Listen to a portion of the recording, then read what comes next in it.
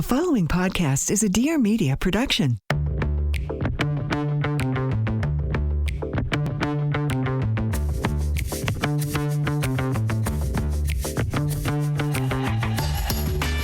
Hey girl, hey, welcome back to my weekly podcast, Taste of Taylor. I'm your host, Taylor Strecker, and joining me today, backed by popular demand. Everybody wants more of her. I get it, because I married her. My wife, Taylor Donahue. Hey girl, hey. What? Who? Taylor Donahue? Yeah, Taylor Donahue. Why am I the one who can't speak? You're the one on pain medication and drinking alcohol. I'm not. I would never. I'm on one of those things, but not both. No, I'm on the tequila. Yeah. You're on the pain medication. I wish I was, yes. So thank you for joining me, wife. I love you very much. The audience is demanding that you come back more and more. They want more of you. Oh, yeah? Yeah, they do. How'd they tell you? How'd they tell me? I get DMs all the time. Oh, yeah? Oh, my God, please have Taylor Donahue on more. Yeah. And you were actually just on the radio show or the Daily Show, whatever you want to call it. And tons of feedback from that, too. But no, people specifically ask on Taste of Taylor for you more and my mom more. Your mom, yeah. Yep. So, and Babsy brings the laughs. I tried to record with my mom over Thanksgiving, but she was sick. Not with COVID, not with strep throat. She had just like a head cold, but we didn't get a chance to record. So if I can't get my mom, I'm going to make my wife on pain medication do a podcast with me. Yeah, let's do it. Let's do it. What are we talking about today? Surviving the holidays. Oh, wow. Yes. Oh, I wow. mean, 'tis the season to want to rip people's faces off. Ooh. I know. We are in it. Last week was Thanksgiving. We're officially into really it's only 3 weeks, 3.5 weeks, if you will, between Thanksgiving, a family holiday, and Christmas or the holidays. I mean, we're in the middle of Hanukkah right now. Happy Hanukkah, by the way, honey. Thank you very much. You don't, by the way, you should wish me a happy Hanukkah. What's that? Because we were out to dinner with Claudia and Ben, our friends, Oshry. And that's not Ben's last name. Mr. Oshry. Soffer. We actually went to Zero Bond with them. Oh, we're so obsessed. such a dream. Tay, we have to become members. I know, I'm down. So Tay and I are both members of Soho House. I actually was first. We can thank Wasman for that. Wasman's the reason that I even applied in the first place. Because he couldn't get in. Business, I don't know what it's like now, but business people, they need an artiste. You have to be an artiste. So I got in, and then when I met Tay, we were friends. Did you get to know Soho House through me, through our friendship? No, through Kristen, my old coworker. Oh, you're so cool. Oh my God. Honey, don't yell. I'm very fragile. I'm sorry. Poor thing. Literally can't walk. She has to crawl to the bathroom. I forgot that you went through your friend. Whatever. You don't need me. Just leave me now. Have fun at Soho House with your other friends. What are we talking about? Oh, Hanukkah. Yes. Oh, that's what we're talking about. So, hey, don't produce me. You're my guest. Sorry. Okay. So I had a membership, and then you got your own membership. So we idiotically have 2 memberships in Soho House. We really do love it there. When's the last time you were there? Rita, that's not fair. We're in a pandemic. we're in a panini. Shut up. It makes sense that we both have them, though, because I go and I work there. Well, you work there. Oh, so you're trying to tell me that you've been there more recently than me? I have. Well, I have an Every House membership, and that's more valuable than yours. So do I.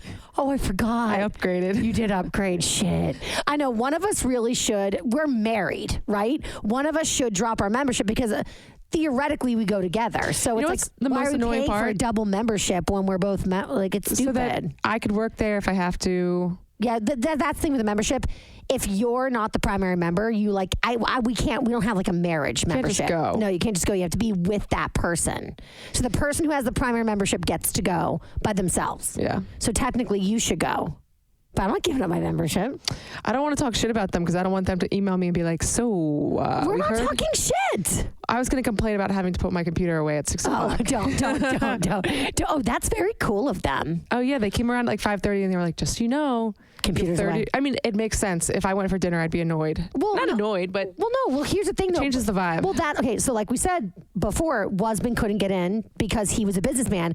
Like back in the early days of Soho House, it was like a lot of like, I think it must have been like the 90s. It must have started. I don't fucking know. Did it start in 1910? I have no idea.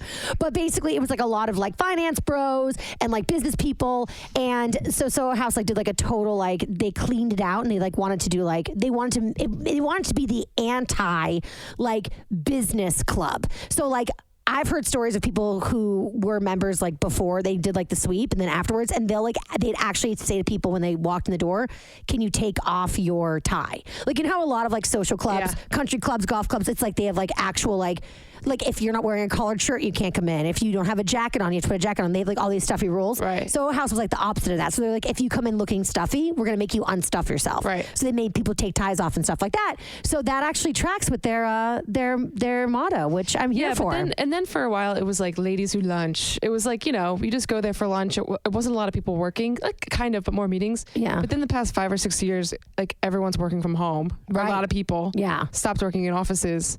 And it's like pretty much 100% of people working there on computers all day long. I like that at a certain time they're like, okay, work is done. It's time to like socialize. I like that. I mean, listen, we love Soho House. We're both members, but I will say, and I'm not proud of this, but there's something inside of me that like needs to feel cool. Okay, like if it's available, I need to be a part of it. And so now there's a new social club. It's called Zero Bond. If you go on Instagram or you read anything in the news, you have seen it, at least Kim Kardashian and Pete Davidson outside of Zero Bond. There's only one. There's only one. It's brand new. So it started by Scott Sortiano, who was one of the two guys behind Butter. And remember Butter back in the day? Yeah. And then they were One Oak. So I actually I'm like very like what's the word I'm looking for? You're like best friends. Shut the fuck up. We're acquaintances. I said we're very loose acquaintances. All right. Yeah. Like I think that if I ran into him and was like, I am Taylor Strecker, he'd be like, oh, hi, you. Maybe. There's also a chance maybe he would. I think he would know who I was. Anyway, so I knew him back in the day. Okay. So this is Scott's, I believe. I'm sure he's other investors, but this is like Scott's club. Baby. And it's fucking cool. It's Soho House is still cool too. It's very cool. Yeah. But Zero Bond is one of a kind right now. And all the celebrities go there. I mean, if Kim Kardashian's walking in. Yeah, we saw a few. And it's right on Bond Street, which is like this very small street, like Soho, NoHo-ish area. Yeah. And it's awesome. So we got to go as guests of friends, and we had dinner there. And it was, who did you see that you were flipping out over? Kevin Durant from the Brooklyn Nets. Yeah, I literally, I could have slammed into him, literally, like we could have fallen to the ground, and he could have like reached his hand out and held me up, and I'd be like, that guy's probably a basketball player, but I wouldn't have known. I saw him coming out of the elevator, and I was so hammered. I was like, oh my God. And I turned around, this guy behind me was like, is that KD? And I was like, is that KD? And I was like, oh my God, it's KD. He's like, oh my God, it's KD. And I talked. When you said KD, I thought you were talking about Katie Lang. I was like, where is my favorite lesbian singer? I was so hammered. I talked about it like the whole ride home, and you were like, okay. Like, I don't even know. I'm like, it's like the LeBron, like of our generation. Is it though? He's like one of the best players in the world. Katie Lang is the LeBron James of our generation. That's it. Okay. So, thank you to Claudia and Ben for that delightful moment we had. And also we won a membership ASAP. But we were there and we somehow we got on the subject that you're half Jewish. And my mom's Jewish. Yes. Yeah, my dad's Catholic. And in Jewish culture / religion, I feel like if somebody's like, I'm half Jewish and it's your dad, people are like, eh. But if your mom is Jewish, it's usually like, oh, you're Jewish. You know what I was thinking about the other day? It's very, you know how like a matriarch, and I like that. If someone's like really tall, right? And somebody gets up to them and they're like, you're really tall. Yeah. You know how they're like, yeah, I know. Mm-hmm. People are like, I say, oh, I'm half Jewish. They say, who's Jewish? And I go, my mom. They go, oh. You're Jewish. Exactly. I'm like, I've heard that like 400 times. I know. Except, do you remember what you said? Let me remind you. You're very drunk. Let me remind you. So we're at dinner, and they're like, oh, my God, you're half Jewish. And so they were like, oh, you guys should come over for Shabbat dinner. And I thought it was something attached to. You thought it was a holiday. I thought it was like the 2 Fridays before Hanukkah. And I was like, oh, let's do it. Right. I have some matzo balls. And so Tay said this. Yes, absolutely. When Shabbat, like that. And Claudia, Ben, and I, okay, looked at you and we were like, every Friday. Shabbat dinner's every Friday night. And I said, every Friday? So guess what?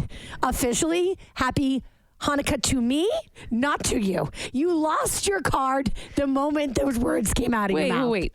Yes. But every Friday? That's like saying to a Catholic, when do you go to church? Come to church with me. And you say, when do you go? Oh, when? Every Sunday. They get to have a fun dinner every Friday. I don't get to eat at church. Yeah, that's why we should convert to Judaism. We can do halfies. Technically, no. No one's letting you in to the Jewish faith after that. I'll be like Charlotte in Sex and the City. Your mother is Jewish, and you're asking when Shabbat is? Oh my God! I'll go to the Hebrew school like Charlotte from Sex and the City, and be like, "Can I be a Jew?" They'll be like, "Honey, you're a Jew." And I'll be like, "No, but I want to be a real Jew. What do I have to learn?" You literally have to convert after that. Like, I have to induct you now. I mean, I know I am not Jewish, although my grandmother did say on her deathbed to my dad, we're Jewish. And I'm like, I will take that and I will run with it. I mean, I wanted to be Jewish my whole life. Didn't she lie about something else, though? My dad's mom, like a lot, yes, a lot, so many things. Okay, so that's like selective listening, selective belief. I understand. Honestly, I want to do the thing, the something in me. What's it called? 390 me. 23 in me. 21 in me. 21 in you. They should sponsor this podcast because we're really giving them some free time with 23 and who? 23 and me. I don't know what it is. Whatever. This episode of Taste of Taylor is brought to you by Way. I don't know what it's like where you are, but here in the Northeast, it is winter. It was like fall for a second, and now it's winter, and it's depressing. I just feel so dry everywhere, especially my head. But I have a solution. Don't let that cold winter weather leave your locks dry and brittle, because I've got the leave-in conditioner from Way.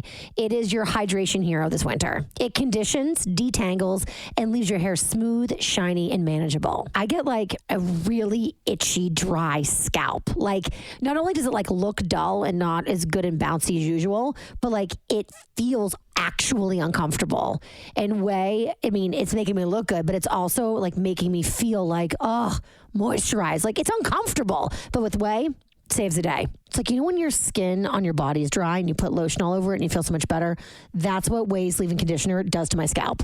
The way to healthier hair is Way's best-selling leave-in conditioner. See what I did there? That was cute. And it doesn't just protect against the dryness, which it does, but it also protects against heat and frizz. I'm not joking. You can say goodbye to frizz, tangles, flyaways, and breakage for all hair types. Thank you very much, Way. It will even protect your hair from heat up to 450 degrees. It also smells incredible, and it's color safe and cruelty free. Discover a new way of life with cruelty, sulfate, and paraben free hair care, body, and fragrance products. So what are you waiting for? Discover a new way of life with cruelty, sulfate, and paraben free hair care, body, and fragrance products from Way. Just go to theway.com and use code Taylor to get 15% off your entire purchase. Go to theway, TheOuai,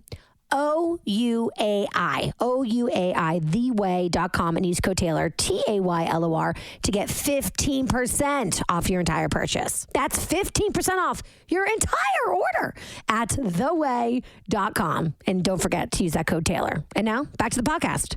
But I feel like it would show that I have some, I know I've got Judaism in my blood. I know I do. I must. Bless and believe. Bless and believe. So anyway, but I'm so happy Hanukkah to Thank me. you. No, happy Hanukkah to everybody but Taylor Donahue. That's fair. The holidays though. So Thanksgiving, Hanukkah, and we're going into Christmas. The holiday season is upon us. I think it technically starts November 1st, right after Halloween, right? Yeah, my brother-in-law says it starts as soon as you take the first bite of Thanksgiving dinner. Oh, Ben is so wrong. I disagree. No. Or maybe it was my sister, because do you know what we listened to when we sat down for Thanksgiving? Christmas My music. Spotify was taken over, and we're playing Christmas classics. Really? I was like, Christmas classics? Same thing happened in our house. Oh, FYI, Tay and I were apart for Thanksgiving. We'll talk about that, because I think the holidays are something that, especially newly married people, it's like a big deal. And so I feel like we could maybe, how to survive the holidays. leave your spouse and be with your respective families. Keep the peace. But no, my brother had his Spotify on, and it started playing Christmas music. And my dad was like, I just want to listen to some Thanksgiving music. And we're like, what's a Thanksgiving song? Turkey, lurkey, turkey, do. Just on repeat. Yeah. I like turkey. How about you? So, yeah, we're surviving the holidays. I don't know how we're going to survive the holidays. This is a very interesting holiday for us because we just got married, okay? So it's our first quote-unquote holiday season, but we've had like 6 now together, wouldn't you say? Yeah, I think so. We're veterans at this point, but... We've split up Not every. No, we split up a lot. Last year we were at Christmas at your family's. A couple Thanksgivings ago, we did joint families in New York City. I didn't like that. Not because I didn't like being with our families. I didn't like having Thanksgiving dinner at a restaurant. Yeah. It wasn't. I like doing it every... okay, coming from someone who doesn't cook. Yeah. I don't cook, so I'm not. And also, foods, like, you like food, but, like, you're not like, your night could not get ruined by food. No. Could mine? A 100p. So I just snorted like the pig that I am. Okay. So yeah. So I think the holidays get more stressful the older you get. I think so too. I'm really stressed this year. Like, I'm crazy stressed this year. And Tay's actually, she literally has like a insanely severe back injury. Yeah. And we were supposed to go out west, yada, yada, yada, with my family. We were going to see Stassi and Bo. We were going to do, like, for New Year's Eve, we were going to do like a whole thing. And nothing's set in stone, but your doctor's not going to let you travel. Because the last time this happened a year ago. I wasn't okay for like 2 months. Yeah. So I think we're pretty much going to have to cancel that plan, which, I am sad. I was excited to see my uncle's house in Big Bear. I was excited to do New Year's Eve with Stassi and Bo. We were going to stay long. I was going to get work done, yada, yada, yada. But, like, there's also a part of me that's like, and then we could just be alone on Christmas, and that sounds great too. Yeah. I feel like holidays are way overhyped. I think people put way too much of a premium on them. And I kind of subscribed to it, honestly, until this year. And I think what did it to me was when we had to split up for this Thanksgiving, it like made me like take stock in the holidays. And I was like, what's the big to do? I think it depends on whether or not you see your immediate family often throughout the year. So because we both do see our family. More so mine because they're so proximity, close. Yes. But we do see your family. We also just had a wedding at my parents' house pretty frequently. So, and we were there a lot getting ready for the wedding because it was there. But if families, family and friends sort of structure their entire holidays around like, this is like the 1 or 2 times we're going to see our family this year. I could see it putting more importance on it, but then that adds an extra layer. More pressure. Even more stress. And guess what happens when families get together? People fight. It's inevitable. Is that the norm? Okay. First of all, Are we going to get a fight? Yes, we're going to fight about families fighting. Be real. Well, no, to have a fight doesn't have to be a full blown out, knock down, drag out fight. Okay. I'm just saying a fight, like, how about this? I shouldn't say a fight. I should say a bathos moment, okay? Like a conversation. There's always some, like, family dynamics are so strong. And I follow this girl on Instagram. It's me, Tanks. I'm obsessed with her. Mm-hmm. Tay thinks I have a crush on her. I don't. I don't think you have a crush. And I have nothing against her. I just don't get the hype. Anyway, okay, whatever. Well, I do. And she said something before Thanksgiving. She was like, you are not your family dynamics. As the holiday season approaches, just remember, you are not your family dynamics. And I was like, that's so smart. And she's so accurate because family dynamics are strong. And, like, you can be a full, well-rounded person in, like, your adult life, but it's like the second you go home, we all revert back, or well, if you have a ton of therapy, you don't, but a lot of us revert back to the roles we played. Now, I'm the oldest, so that's fine for me. Okay, I'm fine. Mm-hmm. But, like, there's people who really, like, go back into a different dynamic when they go and they're with their families, and it can be emotionally distressful. But it's a mix because sometimes people will revert back, but sometimes as people get older, they grow and they don't act the same as they did when they were a kid. And then that throws people off. And they're like, oh, why is so-and-so setting a boundary? Or why is so-and-so talking back when they weren't usually? Or, well, it's like people evolve and change. But and it's like this mix of, like, these two things. But you just proved my point. So it's either you go back into your dynamics. So you're, like, fighting with your siblings like you're fucking 12. Yeah. or you're evolving and people are like, I don't like it. Yeah. She's changing the dynamic. Yeah. Ergo, it's ripe for... And then people get, it's ripe for issues. And then it makes people feel insecure that they're not evolved when somebody else Precisely, has. right? I could see that. I feel like it's just, and listen, I had a great time with my family on Thanksgiving, okay? But like there's always a little bit of drama, and I'm in a place now through therapy. Thank you very much to our couples therapist, Cheryl's Barrels. We love her. She gets shout outs constantly, but she is not taking new clients. She'll think about it. She'll think about it after the new year. But she, like, I feel like you and I, like, I'm in a much better place now where things that used to trigger me before with my family, like, I'm like, nope, I'm not going to engage in that. Nope, I'm going to let that one go. Like, there was like something between me and my dad at the very end of Thanksgiving, and it's really not a big deal, and it's completely worked out. But like, I could have easily lost your shit. Lost my shit. Yeah. It was ripe for a big, huge, like, Richie Tay-Tay, like, knockdown, drag out fight. But I chose that I didn't want it to go that way. But that was all me. Okay, that was all me being fully in control and giving in, because I was like, I don't want to ruin Thanksgiving over this. And I was home because my sister's pregnant. She's got a lot going on with her pregnancy. It's hormones. It's like scary. It's overwhelming. And she needed her big sister. Period. End of story. That's like ultimately the reason, because we were supposed to do Christmas with my family, and that's still not gone. But you know, now with your back, you're just ruining everything. They're going to hate you. But no, so I was supposed to be with you for Thanksgiving, but I ended up being home. But like, I was also like, because I was there for the purpose of being there for Paigey, I was like, I'm not going to get in a fight with my dad tonight after we just had such a nice time. And then like, you know, Paige and Steve are going to leave, and Paige is going to be like, all Paige wants is my family to be together and getting along. That's all she wants. So we were all there for Paige this Thanksgiving, and she was getting what she wanted. You know what I mean? So the old sacrifice. The old sacrificial lamb over here, Taylor Strecker. I'm such a good friend. I am a great person. You should be so lucky to have you in my life.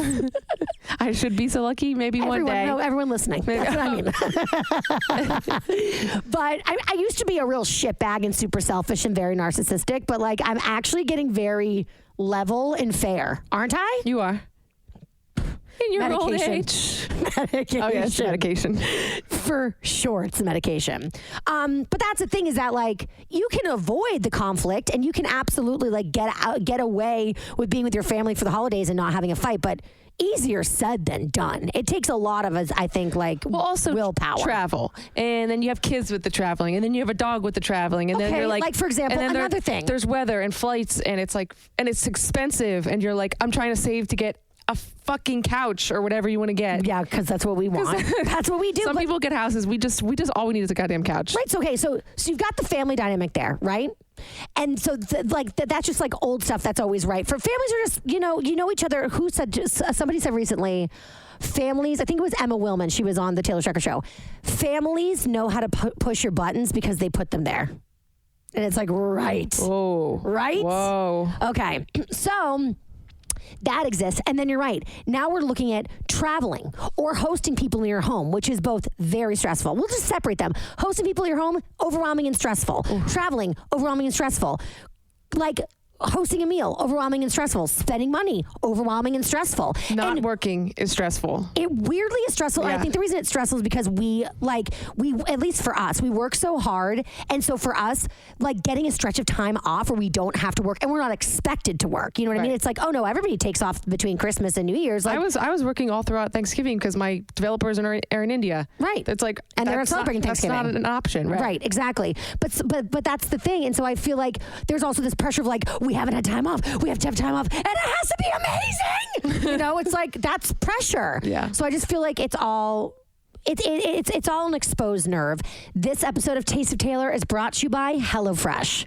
With HelloFresh, in case you didn't know, let me explain to you. You get fresh, pre-portioned ingredients and seasonal recipes delivered right to your doorstep. Skip trips to the stupid grocery store and count on HelloFresh to make home cooking easy, fun, and affordable. That's why it's America's #1 meal kit.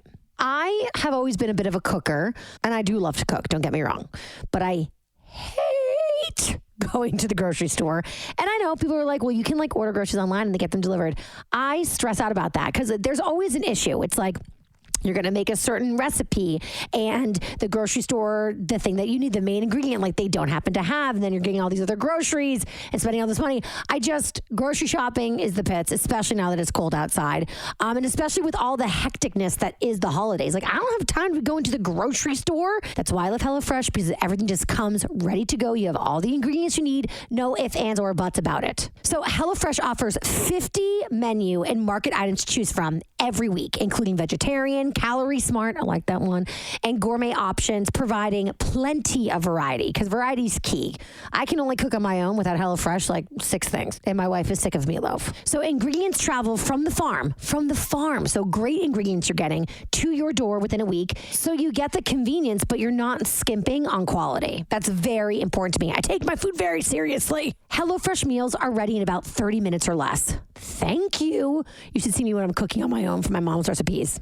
Like 2 hours later, for real. I'm the slowest cooker, but not with HelloFresh. Plus, they've got their quick and easy meals, 20-minute recipes, or low prep and easy cleanup options. They've got you totally covered, whatever your lifestyle. And you save on average over $65 per month when you order HelloFresh instead of grocery shopping. That makes sense because, especially cooking for 2, I mean, they've got you covered. But when I cook for myself and my wife, I just feel like I buy more ingredients than I need, and HelloFresh, like, they just portion out for you. So not only does that make it easier, but it makes it more cost effective. I mean, the amount of time HelloFresh saves me, I can't even tell you. And also, this stuff is delicious. The other day, I had a balsamic and fig beef tenderloin. What? Explosion of the taste buds. It was so good. I could never make that on my own. Not in a million gajillion years. I wouldn't even think to make it. So that's the thing too, is as somebody who likes to cook, I'm actually learning about new recipes that I would have never, ever thought of. So what are you waiting for? Go to HelloFresh.com/TOT14 and use code TOT, like Taste of Taylor, TOT14 for up to 14 free meals and 3 free gifts. They're hooking you up. Again, go to HelloFresh.com/TOT14 and use that code TOT14 for up to 14 free meals and 3 free gifts. HelloFresh, America's #1 meal kit, for a reason. And now, back to the podcast. And then, for example, me and you, us splitting up for Thanksgiving could have caused a huge problem. With us, it almost did. Your family could be pissed at me that I'm not with them on their quote-unquote holiday. We're just lucky that we've got a good therapist, and our families are like really supportive, and they trust our decisions. Yeah. And I think you're right. It helps because we see them all the time. Yeah. So it's kind of like, well, yeah, we might not see you for Thanksgiving, but I'll see you at the, at next the weekend or whatever Eagles game next weekend or something. So we get a lot of family time together. But so Tay and I split up for Thanksgiving. What did you feel about that? Because we talked about it on the Taylor Strecker show. So, and I know lots of people from there listen here, but just really quickly, somebody sent me like a DM, and they were basically like, I know a lot of people on the Facebook page are like, basically people were like predicting that you and I are in like marital trouble, and the fact that we're apart for Thanksgiving proves that we must be in a bad spot. Well, this is what I said on your show. This is our breakup episode. I'll play the breakup song right now. No, this is what I said on the show. I don't give a fuck what people think. We know the truth. Yeah. We know about our breakup. Yeah, and why it happened, when it happened, exactly what was said, what wasn't said. No, we know the circumstances of what's going on with our families. Yes. And we knew it was a decision we made together. Yes. And we were fine with it. Your family needed you and my family needed me. It was that simple. It's that simple, and we respected each other's decision, and it was 3 nights apart. It's not the end of the world. We get to spend so much time together. And if somebody wants to judge our decision, like, have at it. That means that's a reflection on you. If you feel the need to judge our relationship based on decisions we're making for ourselves, that's what people do. So go at it. But, whatever. It was nothing. It was no big deal. It really, it wasn't a big deal, but then it actually like weirdly was, because there's so much pressure around the holidays, Yeah, I guess so. You posted a picture of me and you and said that you were grateful for me. Obviously, you were feeling guilty. What happened? I was hammered and forced to sleep with a 6-year-old, and I was feeling very lonely. So, yeah. And don't even get me started on sleeping arrangements. Oh, God. So my sister and I have a thing with our room. She would call it her room. That's not fair. My mom and dad moved when I was in my early mid-20s, and the house we grew up in had rooms for all of us, but this house they moved into when I was already an adult, so I didn't get a room. So I wasn't raised there, and so Paige thinks her room is still her room, but it's our room. It's our room. It's my room.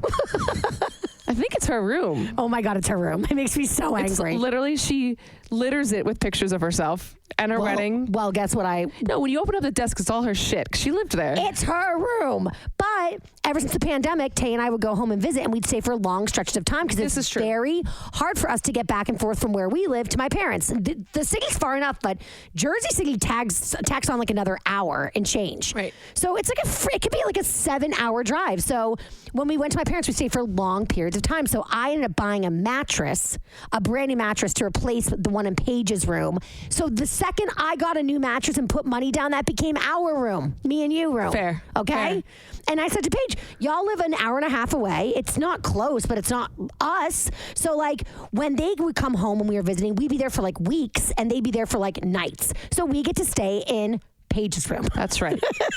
Which then became our room. And so Paige started to feel a certain way about it. And then during the wedding planning, she definitely couldn't say anything because we were the brides. The brides. She couldn't be like, get out of my room, brides. We should put our pictures up there. Well, so guess what happened when I went home? Mm-hmm.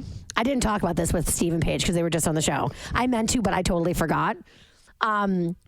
I went home and I just went right to Zach's room and just was like, I'm taking Zach's room. Poor Zach. He's a boy. He's the youngest. We're like, you're in the basement. Outside. Yeah, like literally. Basically. Upside down in a tree. Yeah. I mean, he basically does by choice in his own personal life. He loves to hike and stuff like that. Yeah. So, I went right to the room, and when they got home, they were like, oh my God, thank you so much. That's so nice. And I was like, no, of course, you're pregnant. I'm the best. I'm the nicest sister in the world because I'm such a good friend. So I gave them the room, and that was it. And the next day, I was walking upstairs, and their door was open, and I was walking into Zach's room / my room, and I saw something in their room, and I went in, and I still haven't even asked my mom about this, and I actually haven't asked Paige about it either, but I have to. An enormous, huge white wicker bassinet. She's doing 5 months. With a huge pink bow through it. Now, it could be one of two things. That could have been mine and Paige's bassinet that my mom is now giving to Paige for the baby. Okay, scenario 1. Or Paige fucking went out and bought a goddamn bassinet and put it in her room. Now, see, these are things that would usually cause me to fight with my family. I strangled my sister one Thanksgiving over Uggs. Okay? You don't let, she's lucky she's pregnant. I cannot believe you did not say anything. Because I'm such a good friend. I would have paid to see your face. I actually have video. I was like, what? I was like, it's on, bitch. It's on. Did it look old or did it look new? It looked refurbished. But like a used bassinet? Yeah, that has been repainted. And she's lived. Yeah. So I'm like, I don't know what the story is with this bassinet, but I know what this bassinet's saying, and I don't like what it's saying. And what it's saying is, this is Paige's room again. Paige basically put her leg up and peed on the room. It was like, I own the story. This territory now. Now, see, these are things that, again, because she's pregnant, I'm like being a really nice sister. But after that baby is like waddling around the ground, I'm going to be like, yo, that's not your room anymore. I'll give her a grace period. But that's my thing. Even small shit like that can set off a massive fight. Yeah. So I guess my recommendation from personal experience this holiday season is just chill. How to survive the holidays. Expect the worst. Expect to be apart from your partner. Expect your sister to take the room that is technically hers. Expect your dad to try to he didn't try to pick a fight. He had a fair request, but he should have known that could have easily been a blowout fight. But, I just... poking at you. I just took... He wasn't. You took the high road? My dad just literally can't help himself. He's a dog with a bone. Once he gets an idea, he can't let it go until it's out of his mouth, which sounds very familiar to somebody that we both know. Yes. That's me. That's you. To a T. But anyway, I guess my advice is just... chillax. Go with the flow. Be easy. Yeah, my role really, there was one tiny 15-second spat on Thanksgiving. See? And do you know what I do? You went to I sleep? sit right in the middle. I go right in the middle and I go, no. That's not what no. You guys, look at this. Look at this wallpaper. Is this new wallpaper? Oh my God, Ash, what did you do with that fire? Is there a new gate on that fire? I literally deflect like it's my job. I will not let it escalate. I'm like, they get the picture. Yep. I'm like, no. Shh. What time are you leaving? Are you thirsty? I'll get you something. You want something in the kitchen? Let's go to the kitchen. I know. But that's so now we don't know what we're doing for Christmas. But like, I kind of feel like we deserve, if you can't fly, I think that we deserve to. We separated for Thanksgiving, so I think we should get to do Christmas just the two of us. I agree with you. I think that would be amazing. We've never woken up on Christmas and opened our presents. We've always done it before or after. And last year we were together. Last year was the first Christmas that we were together. Yeah, but we did our real Christmas another day. And that's the thing. So Tay and I started this tradition, and the tradition was because we both, many, many years we weren't engaged, and not that people didn't take a relationship seriously, but I think our families both got used to us like being theirs, if that makes sense. I think it's normal for couples to split up until they're engaged. I agree. And we were together for a long time, though, and not engaged. Because I, as a divorcee, straight divorcee, was scared to become a married lesbian. So we kind of developed this cute little tradition where we do the Taylor's Christmas, right? Tay Christmas. And we do full on Christmas. We have like a tree at one of our apartments. I mean, we were pretty much living together because that's how lesbians do. But it was technically my apartment. It was. But it was our tree. It was our tree. Yeah. So we get a tree, we decorate it, we do the whole thing, and then we pick like a day, usually before Christmas, right? Before or after? Usually before. Because after Christmas, I'm like, I feel like the joy kind of gets sucked out a little bit, yeah. So before Christmas, we get up in the morning and all the presents are wrapped. You and I go, we go nuts like we have kids nuts for each other. Yeah. We go ape shit. And then we drink mimosas and we eat pancakes and it's just it's the Tay Christmas. And honestly, I'm obsessed with the Tay Christmas now. Isn't it the best? It is. Yeah. I know. I mean, I grew up loving Christmas with my family and I still do. They're great. But Tay Christmas is what's up. I love Tay Christmas. Me too. It's warm and cozy. Yeah, right? Yeah. And the amount of spoiling we do with each other is next level. You know what I was thinking about? I was going to buy you something the other day and I was like, do it. Do it. Gucci, do it. No, Sylvie, I was buying you stupid shit and Don't do that. Don't buy stupid shit. That's what I'm explaining. You know how Shut up when you're talking to me. Every single Christmas, at the end of the day, and then for a week after, there's a bag. Each person has a bag full of random shit that they don't know what to do with. They have to put in its own little place around the apartment that they don't need. Junk. Just crap. Junk. And so that's what I was about to buy you. And I was like, this is going to end up in her bag. I'm not going to buy anything that's going to end up in your bag. Okay. So don't buy me shit that's going to end up in my bag. I was just looking at something last night that I think could end up in the bag, but it's too big to be put in any bag. Oh. You just have to throw it out. But I'm willing to take that risk. Okay, as long as it doesn't sit in a bag. Okay. That's the rule. Like that? Okay. But yeah, so I feel so is that what we're going to do for Christmas this year? If you can't fly. If we can fly, then we're going out west. That was the plan. I mean, I can't walk, so I don't have high hopes. Yeah, I know. I'm trying to manage my family's expectations. You know what I look like when I try to get to the bathroom? You guys, when she tries to go to the bathroom, it's the most pathetic thing in the world. First of all, Tay looks like a baby fawn, a baby deer learning how to walk. It's the worst thing in the whole world. You literally can't stand up straight. You can't walk. She can only crawl. You know in Wolf of Wall Street? Yes. When he's trying to crawl. When he's on Quaaludes? He's on Quaaludes and he's trying to crawl. Literally, that's exactly what I look like going to the bathroom. First of all. And I'm going like this. That was me trying to pull myself up on the bed last night. I was like, oh my God. Wolf of Wall Street. It is. That's exactly what it is. When he's trying to get into his car, he's like, That's exactly what I look like. Minus the Quaaludes. With nothing in my legs. They can't move. It's just arms. It's so pathetic. All arms. It's so sad. So pathetic. So just in case we didn't make it clear, Tay threw her back out literally 2 days ago, plugging in her computer. Oh my God. If anybody out there, suffers from back spasms. DM Taylor if you have No, you know what? Everyone is DMing me and thank you, but it's the same advice. Lay down, keep your legs elevated. Advil, heat ice, and muscle relaxers. And so that's what I'm doing. Wait a second. I have to read something to you. I feel like this will make you you know what? Misery loves company. No? So I've been talking about your back issues on the Taylor Stricker show for a while now. And I've had some people DM me, you know, like advice and stuff like that. Wait, where is this? It's the funniest fucking shit. Yeah, I got it. Okay. So I'm not going to say her name, but you know who you are. Okay. So she said, I was just listening to today's show while driving to my back pain management doctor. Okay. And my heart dropped for TD.